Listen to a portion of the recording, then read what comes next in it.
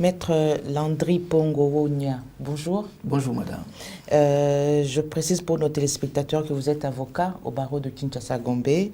Vous êtes membre de l'Union internationale des avocats. Vous êtes aussi l'un des acteurs de la commission droit au HADA de l'Union internationale des avocats, n'est-ce pas? Tout à fait madame. Est-ce qu'on a oublié quelque chose? Non, je suis également, si vous le voulez bien, je suis enseignant à l'université de Kinshasa et auteur de plusieurs livres dans le domaine du droit au HADA. C'est quand même jeune, non? Ah oui, ça donne l'air, mais aux âmes bien nées, c'est ambitieux de le dire, mais je pense que nous avons pris de notre temps pour inscrire nos empreintes de pas sur les sables du temps. Avec vous, nous allons essayer de parler des critiques un peu formulées sur le droit au HADA. En général, étant donné que ces derniers temps, Justicia TV filme beaucoup de dossiers au tribunal du commerce, particulièrement sur les voies d'exécution. Et alors, on sait déjà que la République démocratique du Congo a adhéré en 2012. Vous avez corrigé tout à l'heure hors micro, parce que beaucoup de justiciables savent que c'est depuis 2010.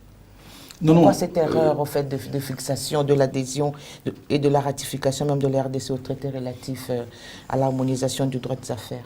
Je suis d'abord honoré, madame, je vous remercie de cette invitation dans ces beaux cadres.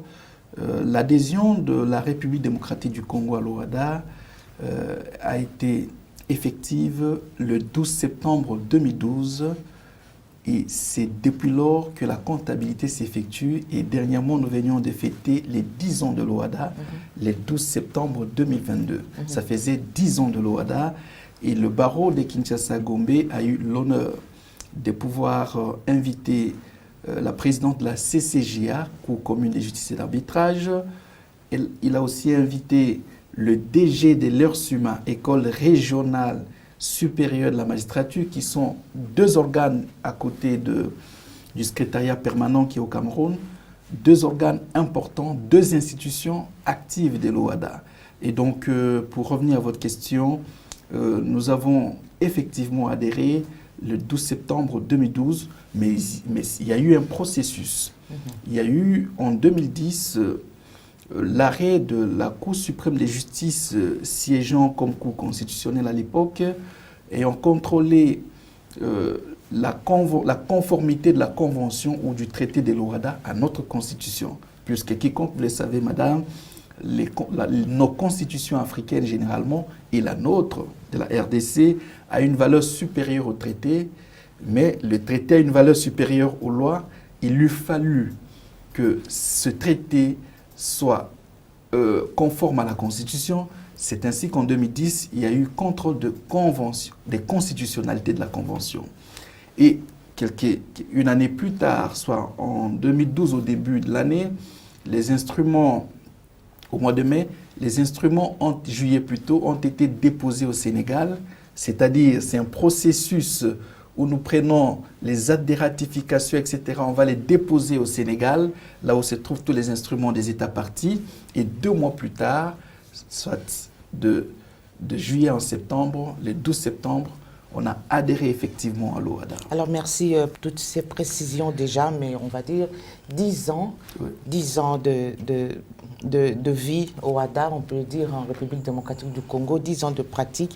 Beaucoup d'initiatives se sont succédées. Il se pose toujours un grand problème d'application et d'assimilation justement de ce traité. Pourquoi, à votre avis? Vous êtes l'un des formateurs et les mêmes problèmes se posent. On entrera dans les détails, mais s'il vous fallait critiquer aujourd'hui en général. Oui, la critique n'est pas que négative, elle sera aussi positive. Mais je voudrais commencer par certains éléments de critiques négatives. Notamment sur l'application. Oui, sur l'application du droit au HADA ici chez nous. La première difficulté que je puis appeler critique, c'est que depuis notre adhésion à l'OHADA, la République démocratique du Congo, au travers de son Parlement, n'a jamais initié ou mis sur pied un acte législatif, c'est-à-dire une loi d'application des actes de l'OHADA. Cela veut dire que les questions fondamentales, parce que le OHADA, c'est essentiellement un droit de fond, mais les questions fondamentales de procédure devaient être prévues au travers d'une loi de procédure d'application des actes de l'OHADA. Je suis heureux d'avoir appris dernièrement que le travail est en train d'être fait et nous avons été invités à travers ces travaux pour donner à chaque fois nos avis sur le projet de loi au niveau informel. Mais plutôt l'avènement de cette loi de procédure d'application du droit OHADA était nécessaire depuis il y a 10 ans. Et nécessaire, je crois que vous devriez actualiser, parce qu'on faut aussi dire que jusque-là, la RDC n'a pas encore établi même les peines applicables reconnues en droit des affaires. Tout à fait, notamment. Et ça crée aussi quand même un risque d'impunité de plus en plus. Non, mais c'est pour autant dire qu'on n'applique pas l'OHADA. Là, je quitte l'aspect négatif. Je voudrais maintenant voir les aspects positifs. Au-delà du fait qu'il n'y a pas encore eu une loi d'application, mais nous avons vu la RDC briller de la manière la plus positive que possible. Notamment, nous avons vu quelques arrêts de nos cours et tribunaux que nous avons l'habitude de critiquer, quelques arrêts qui ont édifié la Cour commune de justice et d'arbitrage. Par exemple, sur la question de la signification, pour ne prendre que les questions de saisie. En matière de contentieux et d'exécution, vous l'avez dit, lorsqu'il y a eu saisie et qu'on vient en contestation, la décision qui est prononcée après contestation, on dit que le délai d'appel court a daté du prononcé. Mais avec la RDC, et cela s'appliquait partout dans les 16 pays de l'OHADA en dehors de la RDC, mais avec l'avènement de la RDC, la Cour d'appel de Kinshasa-Gombe a pu corriger cela en disant, à travers un arrêt qui a été adjugé par la Cour commune de justice et d'arbitrage en disant que la signification, plutôt les délais d'appel courts à dater de la signification, parce qu'il peut arriver que la personne ne soit pas informée que la décision est prononcée et que du fait que le délai qui a été fixé pour le prononcer est largement dépassé, mais le délai court, si on doit maintenir le fait que les délais courts à dater du prononcé, cela préjudicierait les droits de la défense. C'est comme ça que le juge de la Cour d'appel de Kinshasa-Gombe a estimé que si les délais du prononcé fixés par le juge lui-même est dépassé, parce que ça arrive au regard des charges que nos juges ont, eh bien, là, alors, il faut signifier et les délais courent à partir de là. Et cela a été adjugé par la CCJA et ça a bouleversé. Ça, c'est le côté rose de ce traité que vous êtes en train de vanter. Oui, mais vous évitez, de l'application surtout. Oui, de l'application, oui. Mais vous oubliez qu'il y a aussi... le traité a créé beaucoup de jeux au niveau des opérateurs économiques, notamment des banquiers, en ce qui concerne les procédures d'injonction de payer. Mais aujourd'hui, nous sommes à cheval entre la célérité et le dilatoire. Si on tient compte du grand pouvoir accordé aux juges en matière de célérité.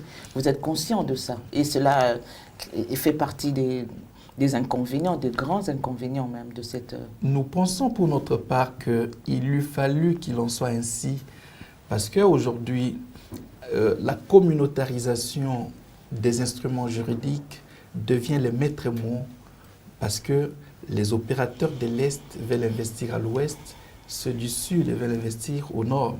Ça veut dire simplement, il faudrait que l'investisseur qui a investi à Abidjan, en Côte d'Ivoire, au Togo, puisse être à l'aise en RDC. Et la célérité ne veut rien dire que la rapidité raisonnable permettant, par exemple, à un créancier de voir sa créance être payée dans un délai raisonnable.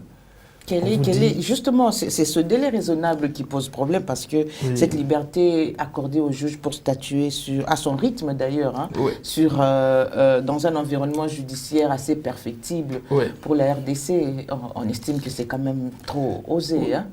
C'est effrayant aussi. Oui, le fait surtout, là je voudrais être concret, le fait qu'on n'ait pas prévu, que jusque-là, la loi d'application n'ait pas prévu les délais de délibérer, par exemple. Voilà. Mais nous voyons quand même certains juges qui prennent le temps de fixer. Lorsque les juges prennent délibéré, il vous dit, je me prononcerai dans les délais de 48 heures, dans les délais de 10 jours. Ce qui n'est pas le cas.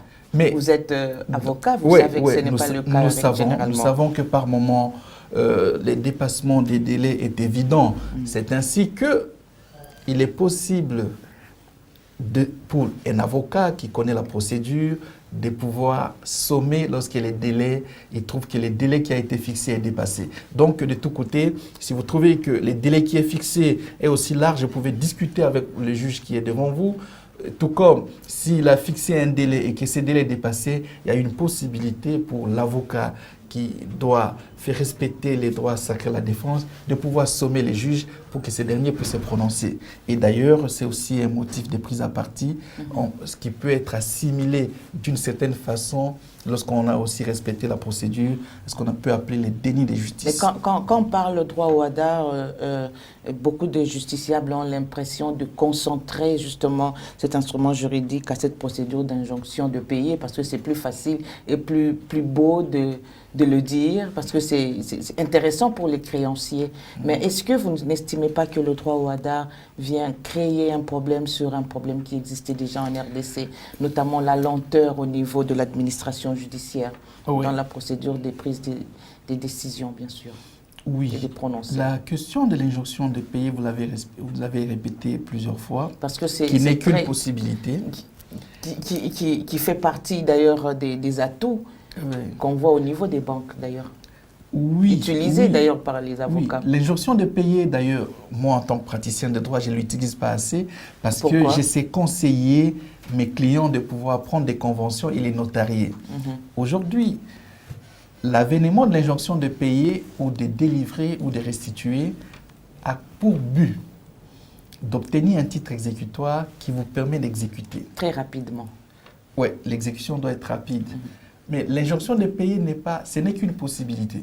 Parce que, au-delà de l'injonction de payer, vous avez la possibilité de vous faire obtenir un titre exécutoire par un acte de notarié grossoyer.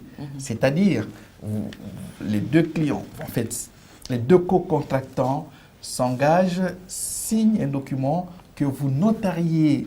Et après l'avoir notarié, lorsque l'une des parties a failli à son engagement, vous pouvez grossoyer, c'est-à-dire mettre la grosse sur le contrat, eh bien, ça a la même valeur juridique qu'un jugement. Et donc, ceux qui prennent la voie de l'injonction de payer... Vous estimez que c'est un raccourci est extrême et rapide institué par l'OHADA. Et ceux qui critiquent l'injonction de payer, je leur dis, vous avez la possibilité de passer par cela et tant d'autres procédures.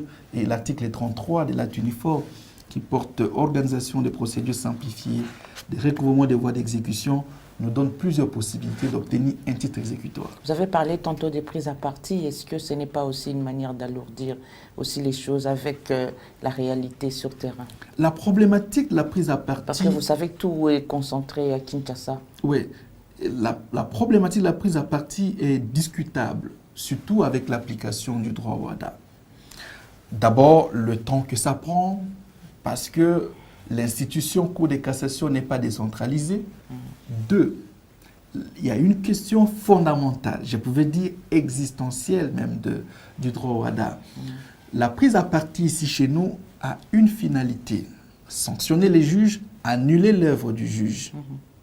Alors, lorsque les juges statuent en matière de prise à partie sur une question qui a fait application ou interprétation du droit WADA, est-ce que ces juges de cassation sont compétents de pouvoir faire annuler la décision? Ça, c'est encore une manœuvre dilatoire utilisée par les avocats. Oui. Ils tombent sur l'inconstitutionnalité et le dossier par la Cour constitutionnelle. Tout à fait. Et ça prend des années. Et j'ai vu un dossier qui a opposé une grande banque de la place à d'autres personnes et on n'a pas de la prise à partie. Mais la grande question, je voudrais être assez précis là-dessus. L'article 14 et d'autres articles du traité de l'OHADA interdit aux juridictions suprêmes des États parties de statuer sur des questions qui concernent l'OHADA, qui font application de l'OHADA. Ça veut dire la Cour de cassation n'a aucune compétence en matière de cassation ou d'annulation. Et donne même une possibilité lorsque vous Là, vous le dites sans peur d'être contredit. Hein? Non, mais je suis en train d'évoquer les dispositions dégagées pas de l'article 14 du traité. Allez-y. Alors, si la Cour de cassation arrivait à statuer sur l'annulation, l'avocat qui est devant la Cour de cassation a la possibilité de soulever les compétences de cette juridiction parce que le traité qui est supérieur à la loi, l'organique qui régente, qui réglemente la procédure devant la Cour de cassation, ce traité-là est supérieur et en prévoyant ainsi ne donne plus possibilité aux juridictions suprêmes. Ni la Cour constitutionnelle, ni les conseils d'État, ni la Cour de cassation, ces juridictions suprêmes nationales n'ont pas la possibilité de statuer en cassation. Donc vous estimez que ces jurisprudences devraient être revues?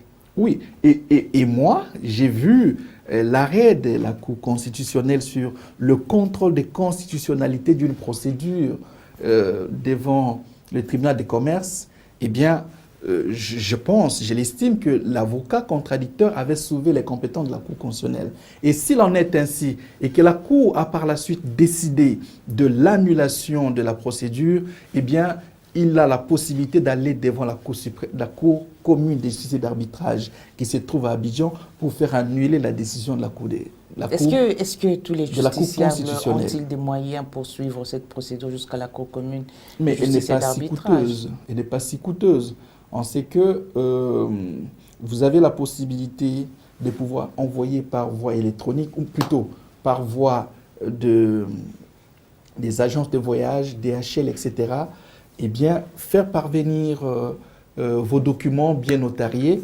La deuxième possibilité, pour ceux qui sont un peu plus nantis, ils peuvent envoyer un avocat pour faire enrôler, encore que ce n'est pas si formaliste. La question est de bien élaborer sa requête et la CCJA va statuer là-dessus. On va vous poser une question de précision justement sur les voies d'exécution. Vous avez tantôt parlé du traité relatif à l'harmonisation du droit des affaires qui a abrogé un certain nombre de dispositions internes de notre ordonnance, des ordonnances juridiques congolais, mais vous avez parlé notamment d'une très bonne partie. Il s'agit du décret du 7 mars 1960, n'est-ce pas? Alors plusieurs articles ont été annulés, notamment à partir de l'article 105 jusqu'à 140, 145, si je ne m'abuse. Mais il s'agit justement des procédures auparavant ignorées par certains juges et certains justiciables. Et aujourd'hui, on annule des procédures qui sont déjà ignorées pour remplacer par d'autres procédures. Est-ce que vous pensez que tout cela est facile? Voilà, vous voulez de façon concrète parler des saisies conservatoires, saisies arrêts, saisies exécutions, qui sont des matières qui ont été abrogées par les dispositions de l'article 10 du traité de Port-Louis, ainsi que 336 des l'acte uniforme qui portent organisation des procédures simplifiées des recouvrements et des voies d'exécution. Oui, procédures ignorées, je pense pas ignorées, mais elles étaient lourdes et redoutables, au point que les avocats, lorsqu'ils lisaient la procédure, ne voulaient pas s'engager du tout. Parce qu'il a fallu à l'époque, dans la saisie conservatoire à l'ancienne mode, avant de pratiquer une saisie conservatoire, il faut d'abord l'autorisation du président de la juridiction. Oui. Par la suite, vous allez exécuter avec les greffiers. Ensuite, il faut faire valider l'ordonnance. Et ça prenait du temps avec tout ce qu'il y avait comme dilatoire, préjudiciable ou justiciable. Mais l'avènement du droit au WADA nous a facilité d'une certaine manière, parce qu'aujourd'hui, pour faire opérer une saisie conservatoire, il n'est pas nécessaire d'obtenir une ordonnance, sauf dans le cas d'une saisie conservatoire des créances. Mais justement, cet ancien système était mieux et les justiciables et même leurs avocats prenaient du temps pour parfaire la procédure. Oui, parfaire la procédure. Tout le monde fait, on dirait, n'importe quoi et n'importe comment. Il suffit d'avoir quelques sous et puis voilà, ça marche.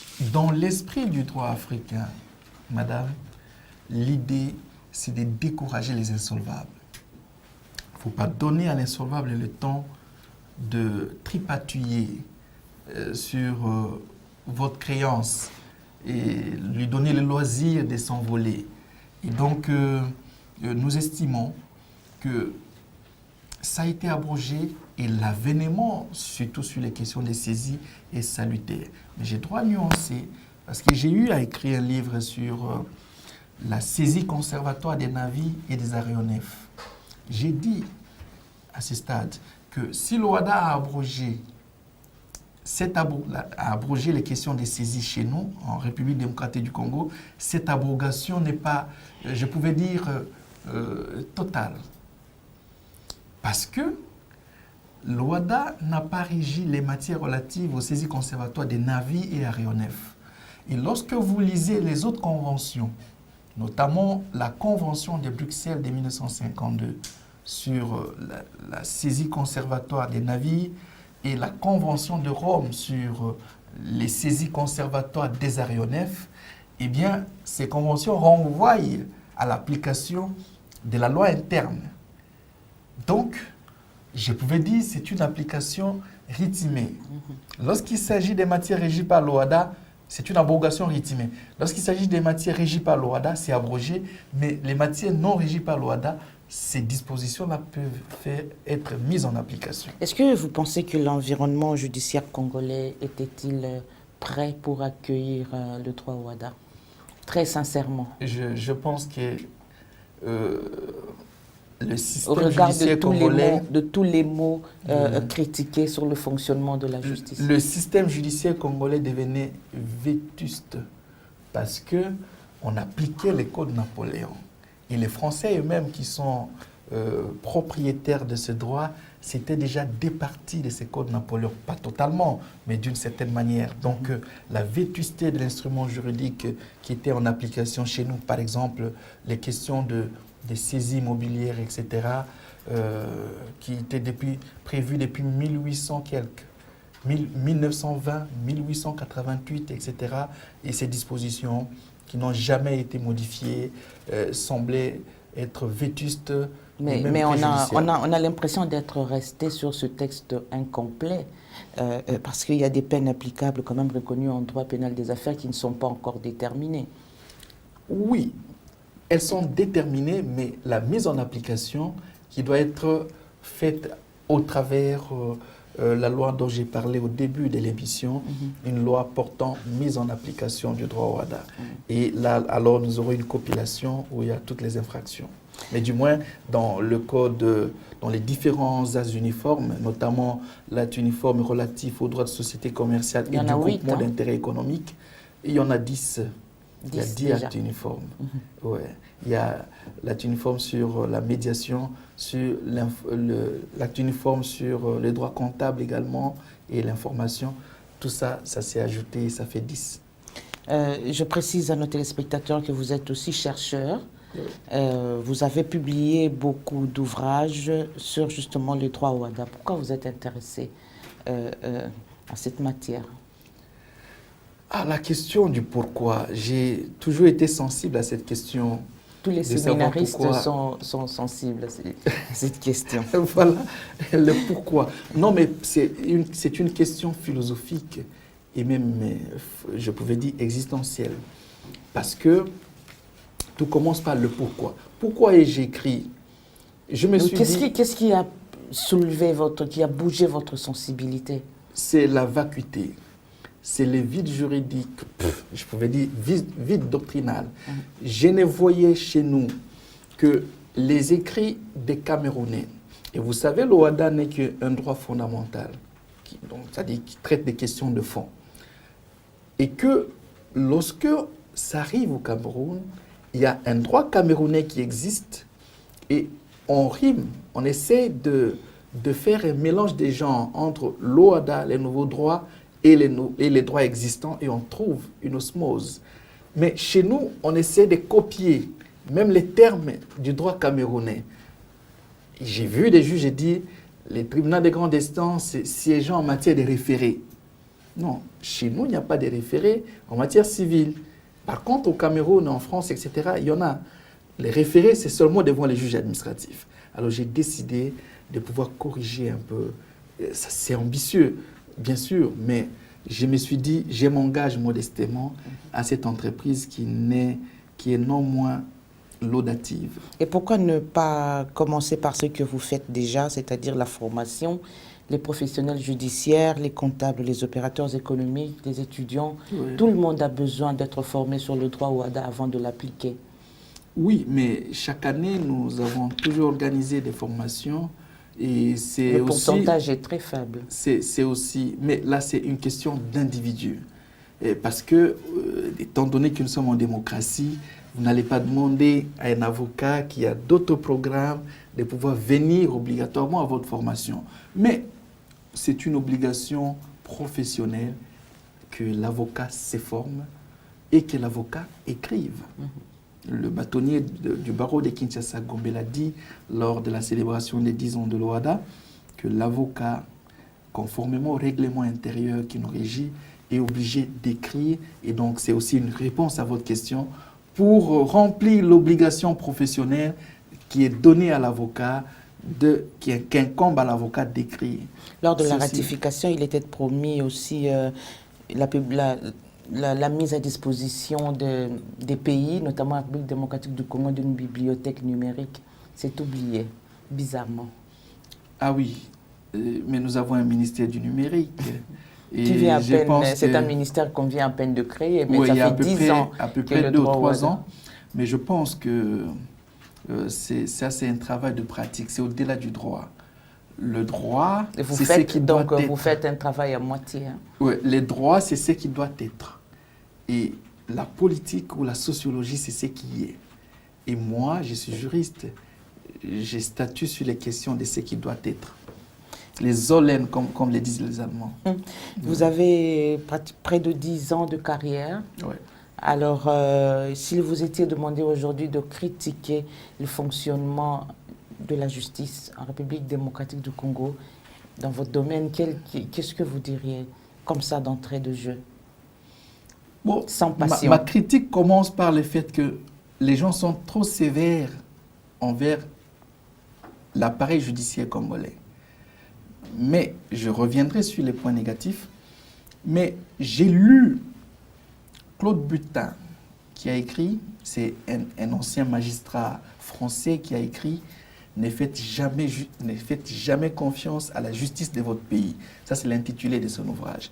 Et il peint un tableau assez noir de la justice en France. La justice est sous étau en France. Ça, je cite Claude Butin. Est sous étau de la hiérarchie qui donne des injonctions. Est sous étau des pressions politiques.